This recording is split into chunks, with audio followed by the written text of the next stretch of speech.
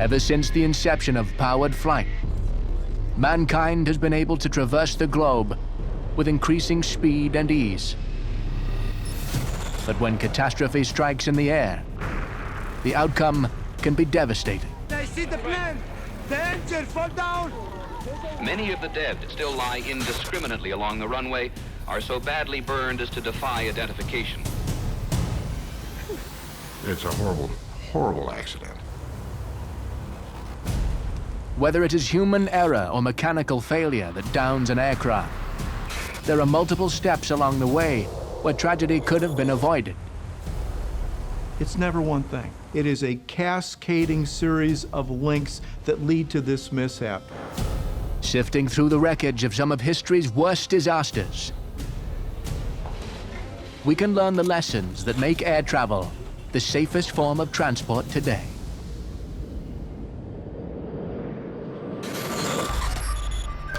Around the world, humanity exists only moments from catastrophe.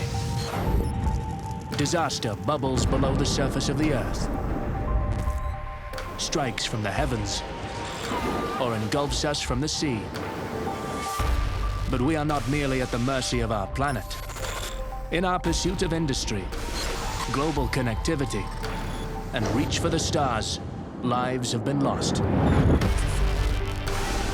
Disasters reveal the best and worst of mankind, as one tragedy compounds another. How do these disasters occur? And what lessons can equip us when catastrophe strikes again?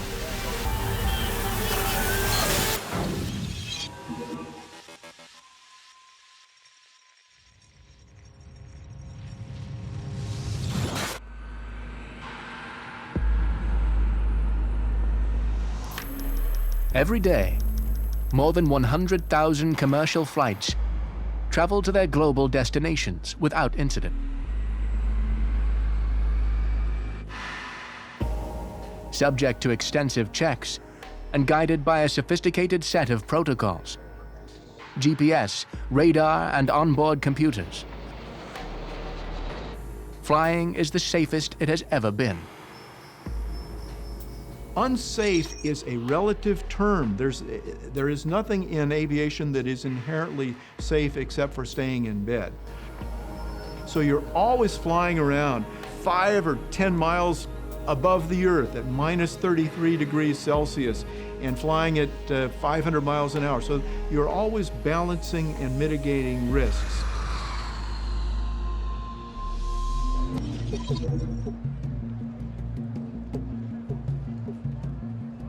In 2014, Malaysia Airlines Flight 17 was loading up in Amsterdam Airport Schiphol, with mainly Dutch passengers keen to start their holidays. Like so many other aircraft that day, the Boeing 777 received flight clearance before leaving the gate, under the direction of ground control.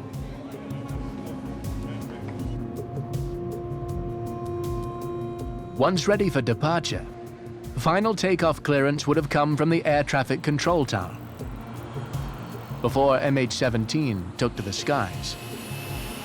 The 12-hour journey would transport the 283 passengers and 15 crew over 10,000 kilometers to Kuala Lumpur. But MH17 would never arrive, and piecing together the plane's fate would require knowledge gained from air crash investigations of the past.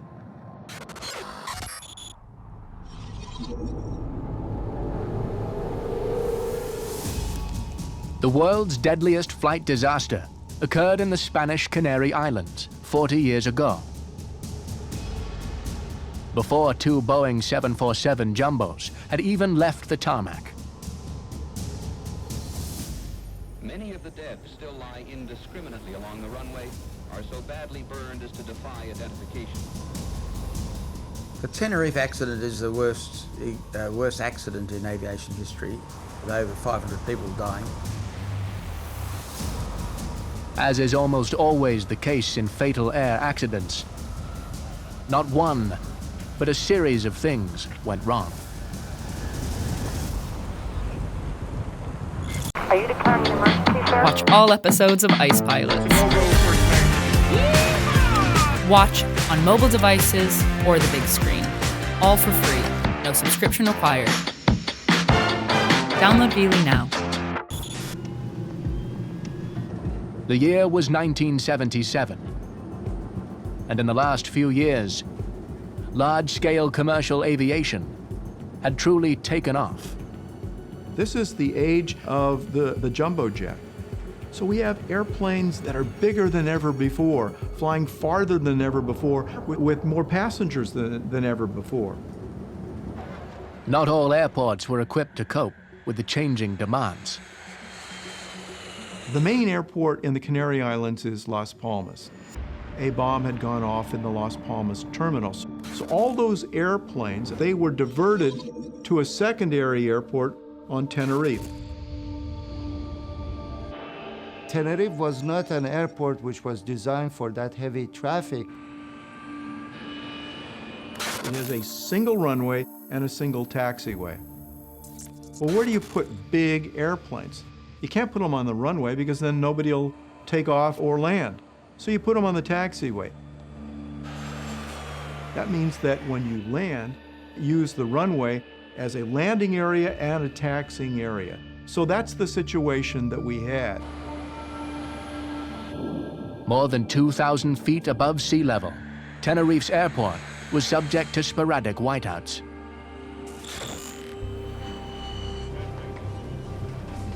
Awaiting instructions for takeoff that day were two loaded jumbos.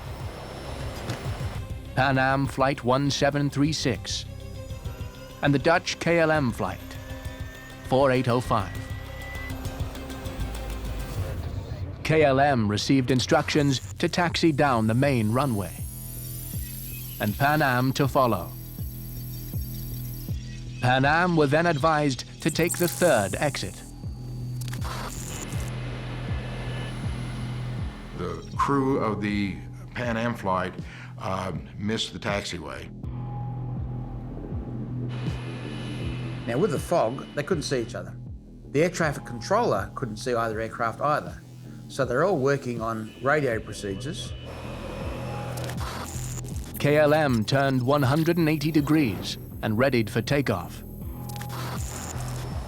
So the clearances to taxi were given. The problem was that the KLM aircraft began its takeoff run before it had formal takeoff clearance. It appears that the captain had confused a departure clearance, which is a clearance for the aircraft to depart in a certain procedure, with the takeoff clearance, which he didn't yet have. KLM radioed at takeoff.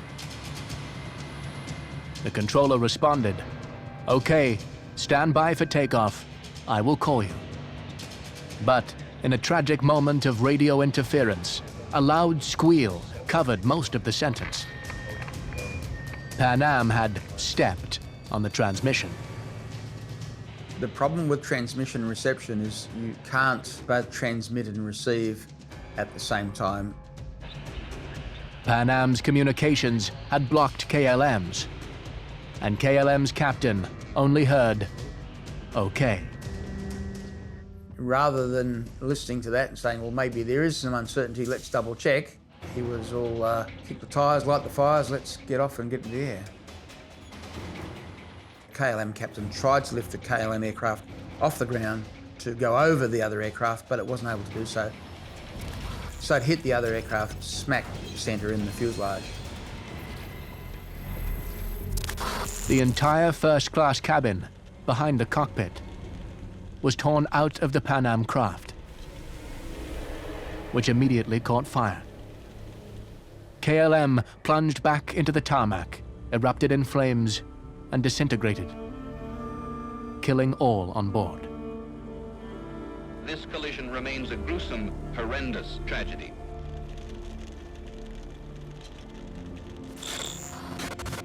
"583 people lost their lives in the Tenerife collision.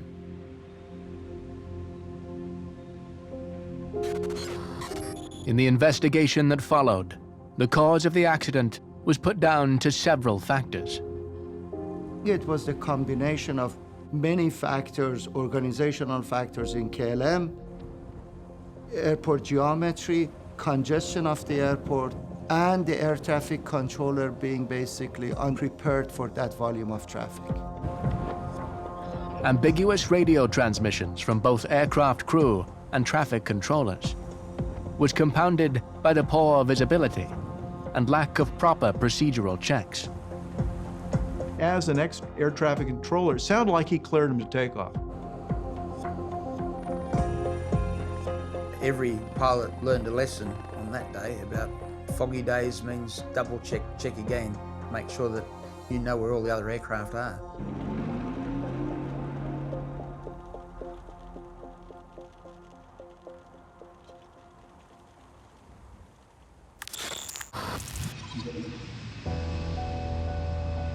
Unlike the KLM flight departing Tenerife, Malaysia Airlines Flight 17 took off without incident, setting a course for Kuala Lumpur at a cruising altitude of 330, 33,000 feet. MH17 was following a normal flight path, but there were a lot of abnormalities that attended this mishap. MH17's flight path involved passing over Ukraine. Коли вкрали надію у людей, надію в завтрашній день у кожного з нас. Where an armed conflict was taking place. An aircraft had been transiting that route over the Ukraine for years. The trouble is, of course, is that there was an insurgency, and it got worse in the preceding week or two. Been some unmanned aerial vehicles actually shot down in the same area.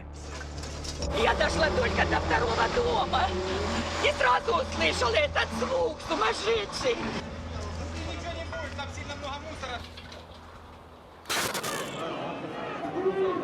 In 2014, what began as anti-government protests escalated into a Russian-backed armed rebellion. The Ukraine Civil Aviation Authority established some flight restrictions. Do not fly below flight level 320 as we get closer to the conflict zone. Malaysian Flight 17 was legal. They were legal, but they weren't safe. Вот дома обычных жителей. Мы сейчас ехали, в багажнике люди выезжают, уже беженцы, мы дожили. By July, the Ukraine government was trying to suppress rebel forces with air attacks.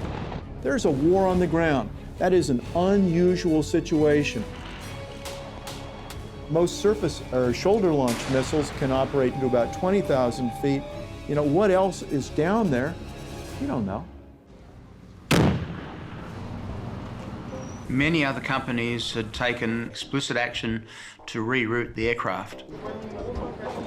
Although several airlines were now avoiding airspace over Ukraine, Malaysia Airlines was not one of them.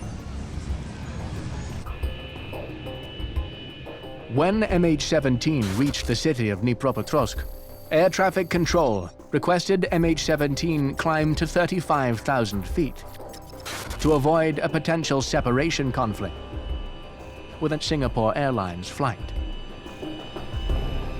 MH17 replied that they were unable to do so, possibly due to weather conditions, and requested to stay at their current altitude. This request was granted, and Singapore Airlines moved to 350 instead. Separation conflict is the aviation term for an unsafe distance between aircraft. Normally you can figure a 1,000-foot separation. Think of a hockey puck of airspace around an aircraft, and the job of the ATC controller is to keep that hockey puck safe for that airplane. If aircraft experience a loss of separation, they can be at risk of collision or a wake turbulence encounter.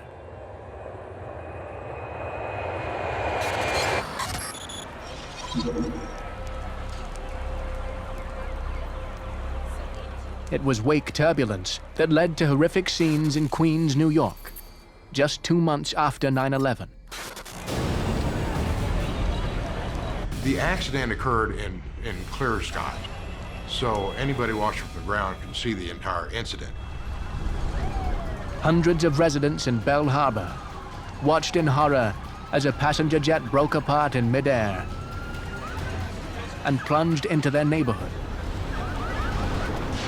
I see the plane, the engine fall down, the pitch then left side and like it's straight all the way down.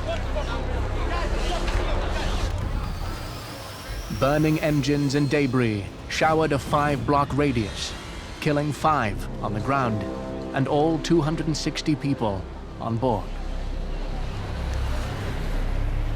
Everyone across the US thought this was terrorism. And so this is a community that has already been devastated by aviation-related disasters, and this was another one right on their doorstep. As investigators recovered pieces of the plane, a major clue was pulled out of Jamaica Bay. The vertical stabilizer, or tail fin, of American Airlines Flight 587. Completely normal, this is what you would expect on this flight path, all the way down to here. This is where we have the last transponder return. The impact is very shortly thereafter. The vertical fin appeared to have been torn off in mid-air. The vertical fin gives you directional stability. Without it, the aircraft became uncontrollable. What could have caused this type of damage on a perfect blue sky day, just a couple of minutes after takeoff? The preliminary investigation quickly ruled out terrorism. An aircraft took off slightly ahead, and it was a Japan Airlines 747. They're very heavy, of course, and they create quite significant wakes. When a wing produces lift, it generates a low-pressure region above the wing and a high-pressure region below the wing. It causes this circulation around the wings, and this generates these vortices, one from each wing.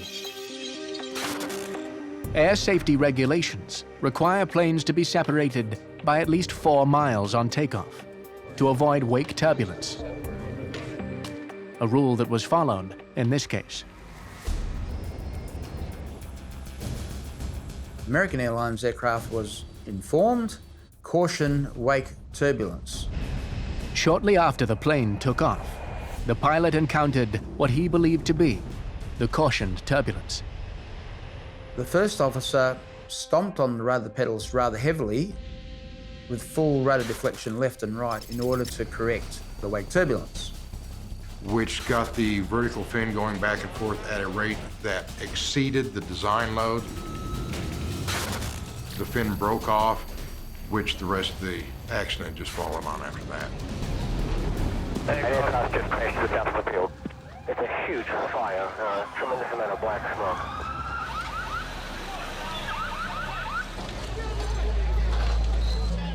The official findings were pilot error by the first officer, who employed unnecessary and excessive use of the rudder. The question that's raised here, though, is why would a reasonable pilot do this? That causes into question, what was the training? The second thing would be, did the manufacturer tell the users to avoid extreme input in the rudder pedals? We're doing everything we can to deal with this, and I know that the people of New York can rise to any challenge.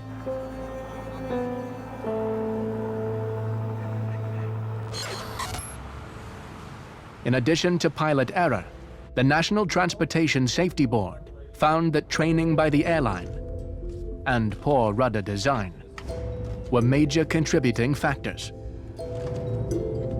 This pilot had a previous occasion where he'd overreacted to aircraft wake turbulence, and this was traced back to the training. The first officer commanded a series of aggressive control inputs to the rudder pedal that maneuvered the airplane into a large oscillating side slip.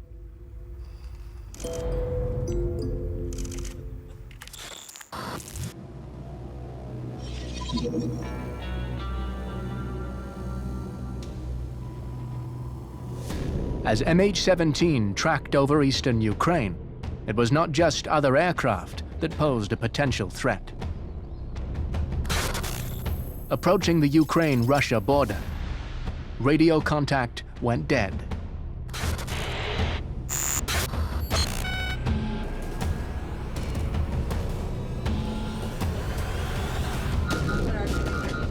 The aircraft was flying peacefully along on its cruise altitude, and the next minute was plummeting to Earth. On the ground, eyewitnesses caught the last moments of MH17 as a fireball on the horizon.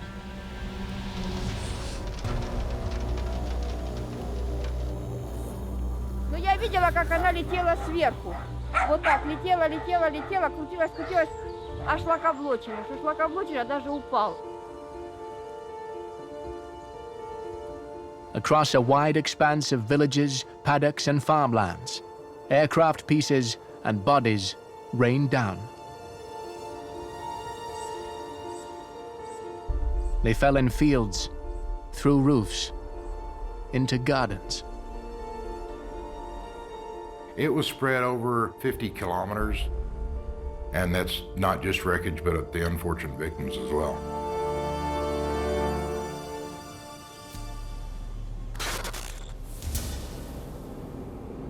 The suspicions of what had caused MH17 to fall from the sky over a conflict zone were immediate. The West claimed the plane had been hit by a surface-to-air missile fired by pro-Russian rebels. The Russians suggested a Ukrainian government jet had shot down MH17. The Ukraine government immediately shut down its airspace to any further traffic. С неба одна женщина упала в кресле прямо в одной бабушке через дом, абсолютно голая. Улетела. Ukrainian emergency workers began the process of locating bodies.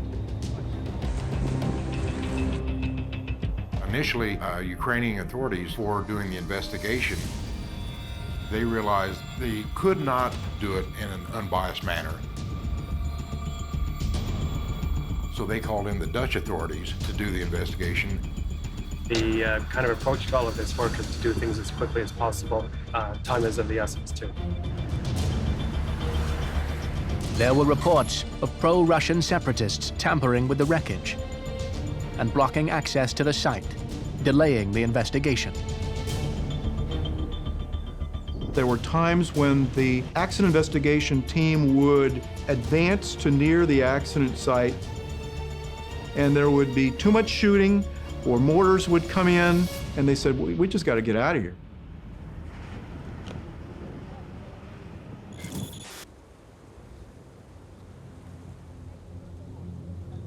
Villagers, trapped in the middle of a conflict they didn't start, were now key witnesses to an international air disaster. Я бы не полетела, потому что боюсь тоже, как вот эти невинные люди, упасть. The investigation in MH17 involved lots of local people assisting in the recovery of remains. That is obviously a really challenging thing for any community to be involved in that sort of work.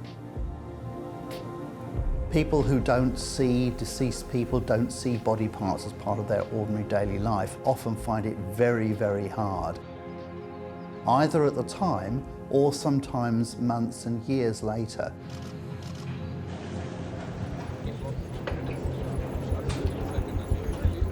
Less than a week after MH17 went down, bodies began arriving in the Netherlands for examination and identification. That situation, you have two processes running in parallel. You have the humanitarian process, which is about returning the deceased to their loved ones. And you have the forensic process, which is about collecting the evidence which may be used in a subsequent court proceeding. With remains ranging from full bodies to small body parts, the identification process could range from weeks to months. Pre-screening a body, looking for foreign material or dangerous objects, taking fingerprints, looking at their personal possessions, having all that documented in a way that families could actually receive those personal items. Then you'll move on to the areas where you're going to look at features that can be used to identify them and compare that with clinical records of a missing person in life.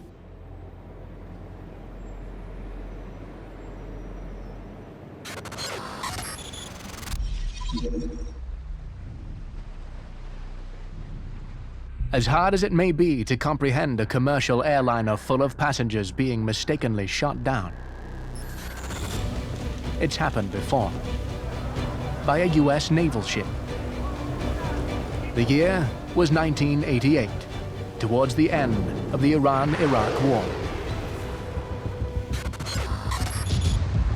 On the morning of the 3rd of July, a guided missile cruiser, USS Vincennes, was in the Persian Gulf in Iranian territorial waters.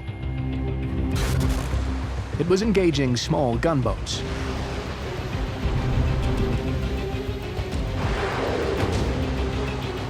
Around the same time, Iranian Air Flight 655 was taking off from Tehran's Bandar Abbas Airport,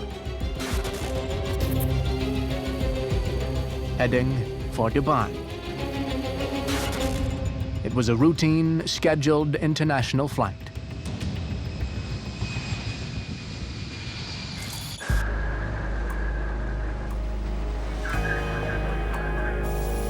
During the firefight, using their state-of-the-art Aegis combat system, the USS Vincennes immediately began tracking Flight 655.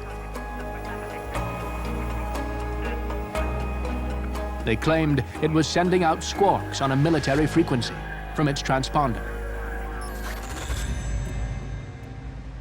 Radar works on the principle that the radio signal goes up and hits the airplane and comes back. You measure how long it took to get from here to there, and you'll say, well, that is 10 miles away by the amount of time it takes. Transponders are what are called secondary radar. The radar signal goes out and it hits a receiver on the airplane.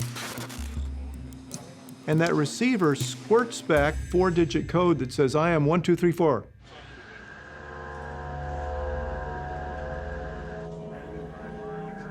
The crew interpreted what they received as the aircraft being an F-14. The only operators of F-14s at that time were the United States and the Iranian military. The naval crew began sending out multiple challenges to the aircraft. But according to a report by the International Civil Aviation Authority, 7 of these were on a military channel inaccessible to the flight, and 4 on the International Air Distress Channel. Only the last challenge clearly identified Flight 655's transponder code. There was no response from the flight crew. The activities in the area would indicate that there may be hostile aircraft at that altitude. Assuming it was a hostile F-14 Tomcat, USS Vincennes took action. The United States Navy ship fired a missile at the Iranian Airbus.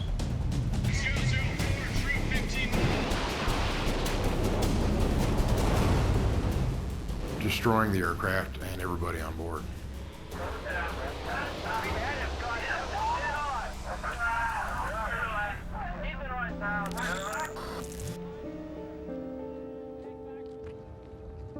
Their mistake cost the lives of 290 civilians.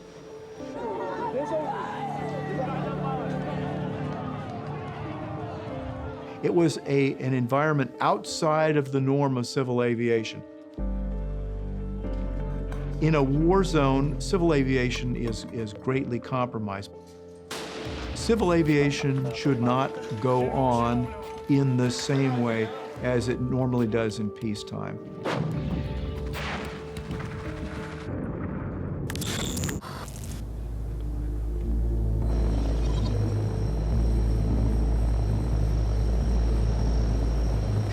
Within days of the MH17 air disaster, Dutch authorities received part of the plane critical to any investigation: the black boxes. But they revealed little. Everything was fine right up until the tapes stopped. Although investigators couldn't tell what had caused the crash from the black box, they could tell where it occurred. By triangulating the recordings from the microphones in the cockpit, the investigators were able to discern that the cause came, suspiciously, from outside the aircraft. A useful lead, but ultimately, the greatest hope for determining the cause of the crash was the wreckage. It arrived months later in the Netherlands, transported on flatbed trucks under police escort. Piece by piece, the remnants of MH17 were painstakingly assembled.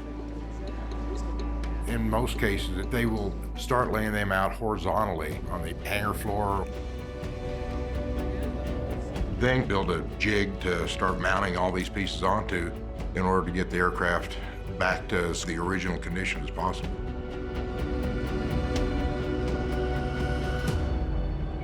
As the front of the plane took shape, the cause of MH17's demise became clear.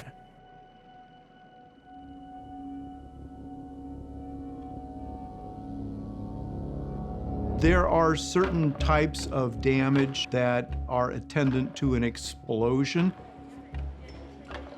There are penetrations to the aluminum fuselage. There are traces of explosive that are left behind. Self-evidently, if there was a bomb, that the explosion outwards would leave rips in the fuselage, which would indicate an explosion towards the outside. Whereas in this case, there were actually holes in the fuselage, which indicated that the fuselage had been penetrated by shrapnel from outside the aircraft.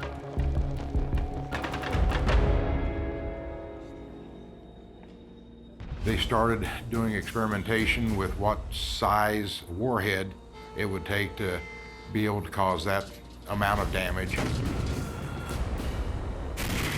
and how far away from the aircraft it would have to be in order to get the shrapnel pattern that they had on the skin.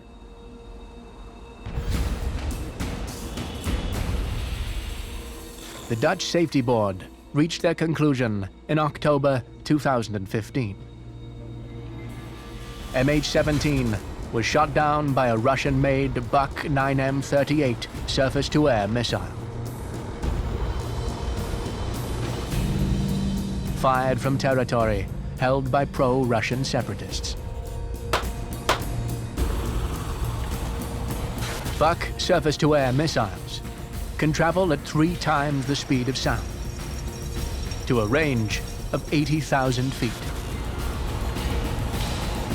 They are designed to seek out fighter jets, detonating just before hitting their target.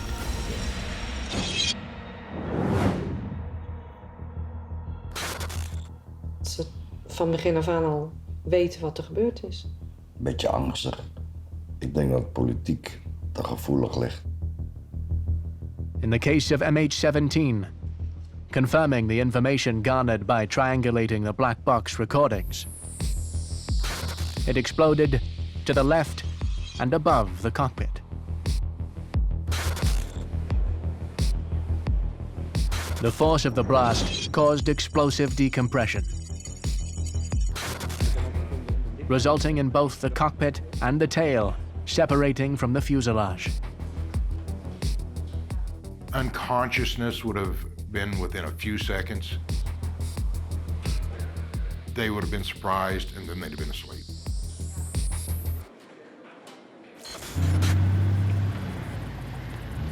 Now, where the book missile came from, there was evidence that it had come from a vehicle which had crossed from the Russian side into the Ukraine. Despite multiple lines of evidence supporting a Buck missile strike, Russia continued to deny any involvement. Фрагменты какие-то ракетной установки, которые... У нас есть протоколы по этому поводу, после чего их использование было запрещено, и ракеты были сняты с вооружения российской армии. While tensions between the East and the West hampered investigations into the MH17 crash, historically, they've accelerated aircraft research and development.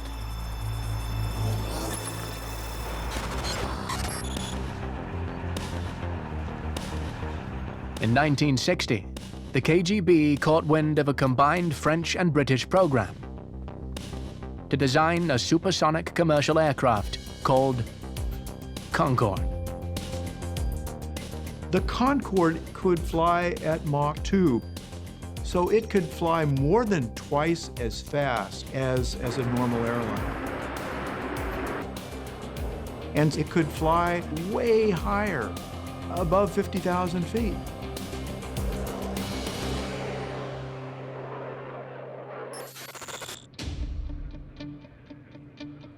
During development, Concorde was reportedly the subject of a massive espionage effort by the Soviet Union. The political environment at the time, it was like the space race, which is going on at the same time. They wanted to get their supersonic transport in the air and flyable before the Concorde. The Soviets' famed aerospace engineer, Andrei Tupolev, was put to the task. The aircraft he designed, Tupolev Tu-144, beat Concorde to the skies by 2 months in 1968. The West was furious. The craft was so similar to the Concorde that it was nicknamed the Concordski.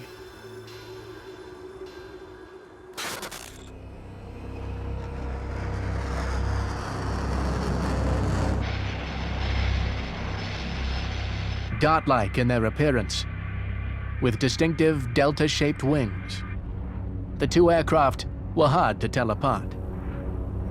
The delta wing has several advantages for supersonic flight. One, its attachment to the fuselage is sturdier. The delta wing design reduces drag by delaying the shock waves that occur as the aircraft approaches the speed of sound.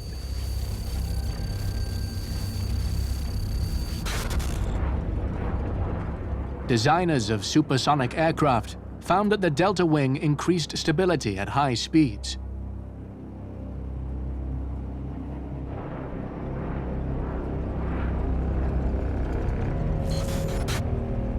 But at lower speeds, the aircraft needed to maintain a high angle of attack, a profile that created vortex patterns along each leading wing edge.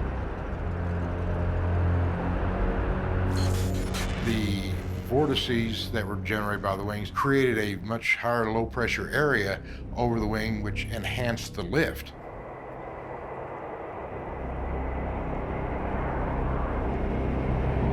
But there were key differences. The Tu-144 was longer and its engines more powerful. It also had distinctive mustache canards, retractable foreplanes near the cockpit, that aided stability and lift.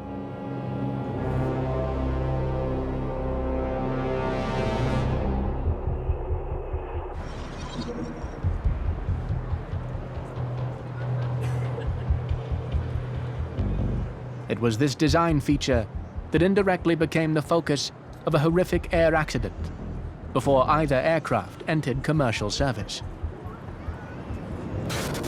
The site was the Paris Air Show in 1973. The East and West were finally coming head to head in a full display of supersonic rivalry. Before a crowd of 350,000 people, Concorde flew first. They went and performed for the crowd, very mild, just show off that this airplane can fly. The Russian crew decided that they wanted to show off. In the process of showing off the airplane, they exceeded the structural limits. After a low pass over spectators, the Tupolev pilot entered a show-stopping steep climb. He then took the aircraft into a dramatic descent. Frantic efforts to pull out of the dive failed.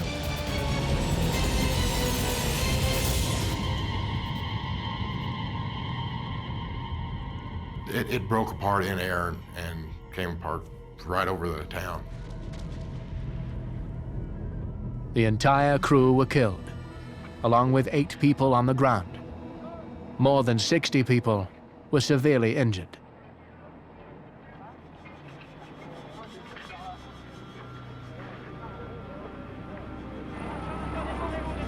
The spectacular disaster triggered intense debate and finger-pointing.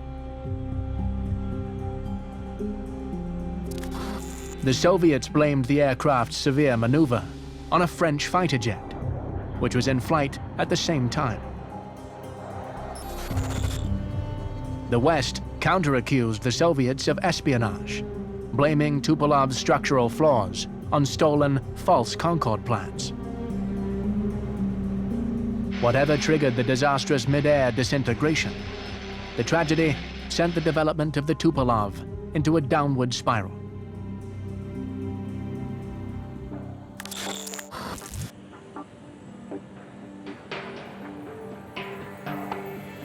Concorde took the lead and became the first supersonic aircraft to enter commercial service in 1976.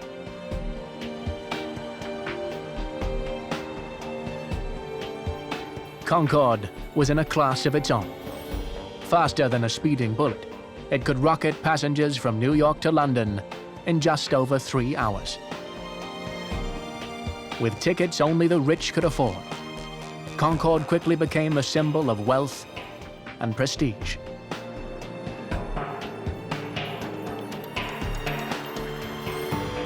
It was also considered one of the safest aircraft in service.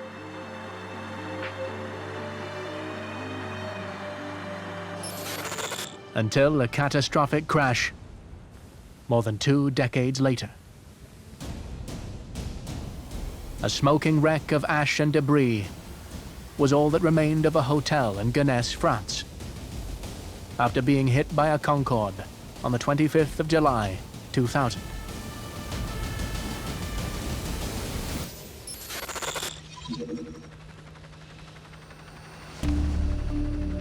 The Air France flight crashed shortly after taking off from Paris's Charles de Gaulle Airport.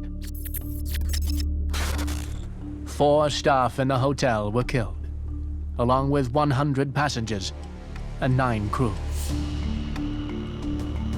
The accident was caused by a metal strip from an engine cowl door, but not from the Concorde.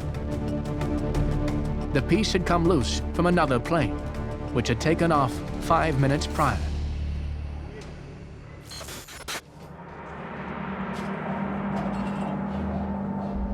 Well, there was nothing wrong prior to him starting the takeoff roll except that metal strip on the runway, which he wouldn't have been able to see.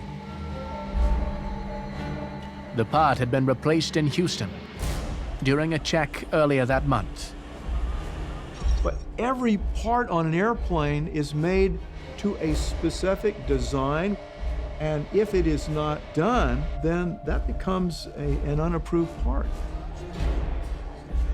The replacement part was neither manufactured or installed to specifications. It was to have fatal consequences for those on board the Concorde. As the tire ran over the debris, it exploded under enormous heat and pressure. A big part of the tire came up and hit the fuel tank. And then the expulsion of jet fuel was ignited. As the captain lost thrust on 2 engines, the landing gear jammed, and he was unable to lift the plane higher. Unfortunately, the fire that took hold was very fierce. The heat from that quickly took effect and shut down both of the engines on the left side. The aircraft rolled left and crashed into the ground.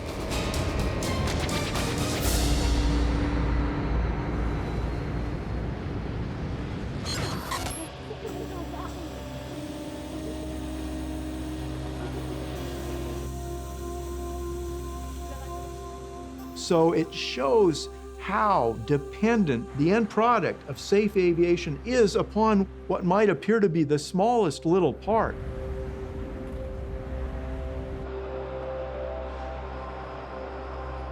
Although the horrific crash was blamed on the small piece of runway debris, Concorde's tires had previously been a feature of concern.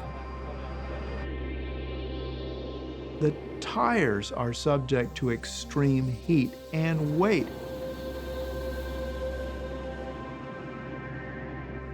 Several years before the accident, the NTSB investigated 4 incidents having to do with tires coming apart and striking the airplane. Tragically, modifications to the Concorde's fleet were not made until after the crash. They changed the tires so that they could better withstand some of the speeds. They also put Kevlar around the fuel tanks on the aircraft. But the decline of the Concorde program had already started. The Concorde accident happened at a very bad time for the airline industry. Revenues were down, people weren't flying as much. The Concorde program itself was always a very, very tight budget. 3 years later, Concorde made its final transatlantic journey.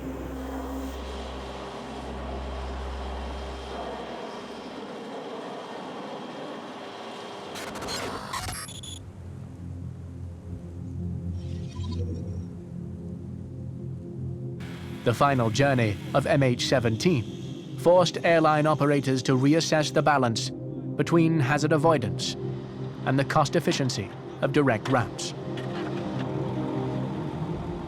In the context of what was going on in the weeks and months before, it is very likely that they thought they were shooting down an airplane from Ukraine.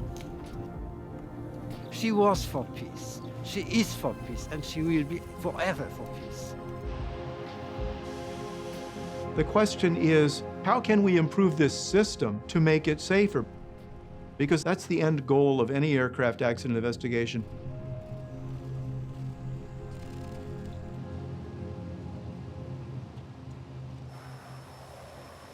The airlines are now far more thorough at doing their risk mitigation around conflict zones. So that's been something which is going to have far-reaching positive effects. While risks were known at the time of a disaster, an adverse event was thought to be incredibly unlikely. It's an unlikely event, and the trouble is many accidents are unlikely events. Often when we hear of something like this, we'll say, how could anyone ever do this? Who could be so stupid? But that's the wrong question. Right question, how could this make sense? How could someone think that they were doing the right thing? And that applies to every aviation mishap.